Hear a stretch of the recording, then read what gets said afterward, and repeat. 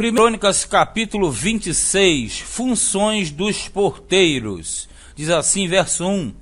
Quanto às divisões dos porteiros, dos coraitas foi Meselemias, filho de Coré, dos filhos de Asaf, e foram os filhos de Meselemias, Zacarias, o primogênito, Gediael, o segundo, Zebadias, o terceiro, Jatniel, o quarto, Elão, o quinto, Joanã, o sexto, Elioenai, o sétimo.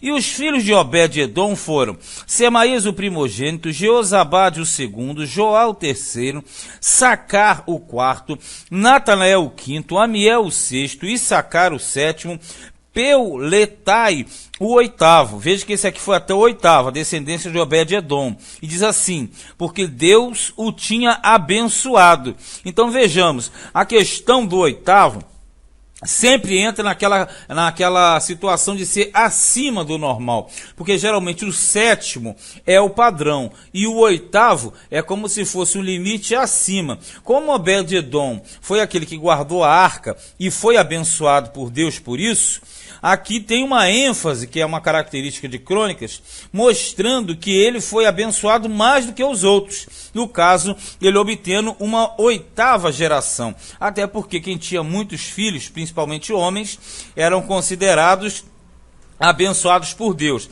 E quando você pega na situação de Davi, Davi também ele foi o oitavo da casa de Jessé. Da mesma maneira, ocorre nessa situação aqui.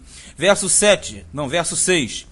Também a seu filho Semaías nasceram filhos que dominaram sobre a casa de seu pai, porque foram varões valentes, ou de guerra.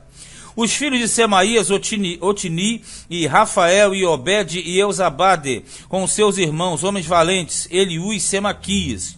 Todos estes foram dos filhos de Obed-edom.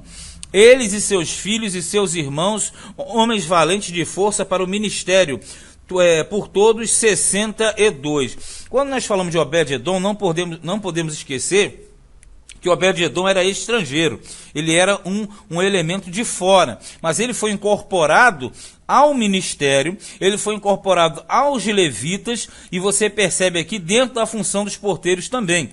Isso mostra que Davi, ele acolheu determinados estrangeiros, ele fez, como ele é uma prefiguração de Cristo, ele coloca dentro desse sistema levítico estrangeiros, o que apontava para uma questão de você incorporar o mundo, ou seja, a igreja, que simbolizava Jesus, com a igreja acolhendo a todos. Outro detalhe também que eu passei, não comentei, é lá no início, no 1, quando fala dos filhos de Asaf. Porque você sabe que Asaf era ligado aos turnos da música. Mas aqui também, os levitas da linhagem de Asaf também trabalharam como porteiros, para mais uma vez reforçar aquela tese, ou rebater a tese de que levita é somente aqueles que cantavam. Isso não é verdade. Aqui você tem mais uma prova intensa disso. Versículo 9. E os filhos e os irmãos de Meselemias, homens valentes, foram 18. E de Rosa, dentre os filhos de Merari, foram seus filhos. Siri, o chefe, ainda que não era o primogênito, contudo seu pai o constituiu chefe. É aquela questão de eleição que ultrapassa os limites da hierarquia da primogenitura. E Uquias, o segundo, Tebalias, o terceiro, Zacarias, o quarto, todos os filhos e irmãos de Rosa foram 13. Destes se fizeram as turmas dos porteiros entre os chefes dos homens da guarda, igualmente com seus irmãos, para ministrarem na casa do Senhor. E lançaram sortes, assim os pequenos como os grandes, segundo as casas de seus pais, para cada porta. Quer dizer, aquela questão das entradas, que seriam, na verdade, as entradas do templo. Porque nós devemos entender que toda essa preparação, ela não aconteceu 100% no tabernáculo. Só vai acontecer quando o templo fosse construído. Isso aconteceu no período seguinte com Salomão. Verso 13. E lançaram sortes, assim os pequenos como os grandes, segundo as casas de seus pais, para cada porta. E caiu a sorte do oriente a Selemias, e lançou-se a sorte por seu filho Zacarias, conselheiro prudente, e saiu-lhe a sorte do norte, quer dizer, a direção norte. E a Obed-edom, a do sul, e a de seus filhos, a casa das tesourarias, que era onde se armazenava o tesouro. a Supinha Rosa, a do ocidente, quer dizer, a que ficava para o lado do oeste, com a porta Salequete. Junto ao caminho da subida, uma guarda defronte de outra guarda. Salequete não tem tradução. Dá-se a entender que era um local, uma região daquele momento. Ao oriente estavam 6 levitas, ao norte 4 por dia, ao sul 4 por dia, porém os tesourarias de 2 em 2. Aí a questão da organização interna. Você tem os porteiros, mas você também tem os guardas, como se fossem os guardas do tesouro. 18. Em Parbar, ao ocidente, 4 junto ao caminho dos 2 juntos a Parbar. Parbar também não tem uma identificação clara, o sentido é incerto. Dá-se a entender que também seja ou seria uma região daquela época das proximidades. 19.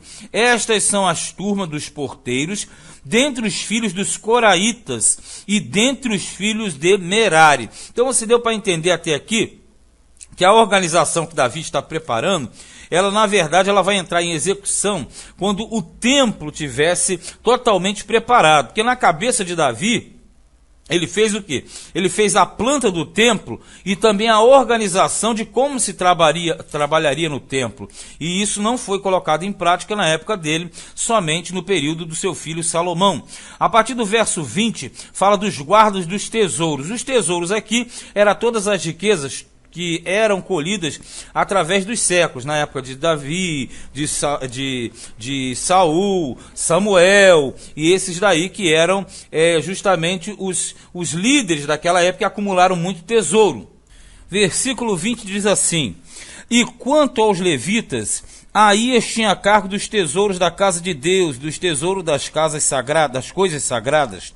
Quanto aos filhos de Ladã, Gersonita, foi chefe dos pais de Jeeli. Dos filhos de Jeeli, Zetã e Joel, seu irmão, estes tinham cargo dos tesouros da casa do Senhor. Dos Aramitas, dos Isaritas, dos Hebronitas, dos Ozielitas, Sebuel, filho de Gerson, o filho de Moisés, era maioral dos tesouros. Então, quando fala tesouro, sempre você lembrando das tesourarias. E seus irmãos foram da banda de Eliezer, Reabias, seu filho, e Isaías, seu filho. Isaías aqui não tem nada a ver com o profeta Isaías, não. E Jorão, seu filho, e Zicro, seu filho, e Selomite, seu filho. Estes Selomite e seus irmãos tinham cargo de todos os tesouros das coisas sagradas que o rei Davi e os chefes dos pais, capitães de milhares e de centenas, e capitães do exército tinham consagrado. Isso aqui está falando a respeito de todo aquele período de guerras, de conquistas, que eles traziam os despojos. Verso 27. Dos despojos das guerras as consagraram para repararem a casa do Senhor, como também tudo quanto tinha consagrado. Aí pega lá de trás, ó, Samuel o vidente, é Samuel o profeta, e Saul, filho de Quis, e Abner, filho de Ner, e Joabe, filho de Zeruia. Tudo quanto qualquer tinha consagrado estava debaixo da mão de Selomite e seus irmãos. Então, quer dizer, todo esse ajuntamento de despojos da época de Samuel, de Saul, de Abner, de Joabe, que eram os capitães dos exércitos, chefes dos exércitos, e traziam, tudo isso estava sendo guardado e justamente seria entregue a Salomão para que ele desenvolvesse a obra do templo. Já a partir do versículo 29 fala a respeito dos oficiais e dos juízes, que na verdade também eram levitas que estavam espalhados por todo o território de Israel. Verso 29 diz: dos Isaritas, Kenanias e seus filhos foram postos sobre Israel para a obra de fora, por oficiais e por juízes. Dos Hebronitas foram Rassabias e seus irmãos, homens valentes, 1.700, que tinham cargo dos oficiais em Israel, daquém do Jordão para o ocidente, em toda a obra do Senhor e para o serviço do rei. Quando fala daquém do Jordão, do lado de cá do Jordão, tem daquém da além. Dos Hebronitas era Gerias, o chefe dos Hebronitas, de suas gerações entre os pais, no ano 40 do reino de Davi, quer dizer, no finalzinho do reinado de Davi. se buscaram e acharam entre eles varões valentes em Jazer de Gileade, aí já é do lado de lá do Jordão. E seus irmãos, homens valentes, 2.700, chefe dos pais. E o rei Davi os constituiu sobre os Rubenitas e os Gaditas e a meia tribo dos Manassitas, que nós sabemos que são aquelas 2 tribos e meia que estavam do outro lado do Jordão, para todos os negócios de Deus e para todos os negócios do rei, quer dizer, o tesouro do rei e o tesouro de Deus.